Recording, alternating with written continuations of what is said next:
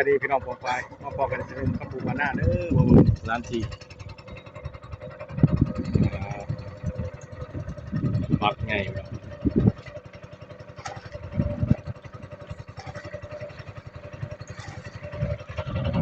มีน้ำซื้อดูตามมัก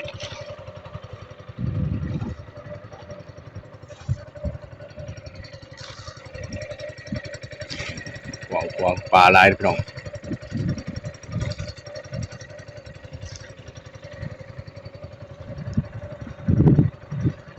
มักไงเป็นกระลังเอาเนื้อขาวคนขายของ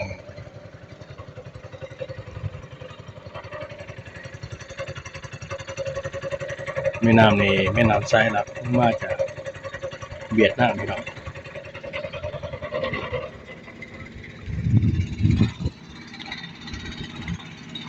จะได้กดไลค์กดแชร์กันนะเด้อคำบูบันหน้าแล้วคำบูชอบเอาเพราะงั้นคลิปหน้าพี่น้องมาดี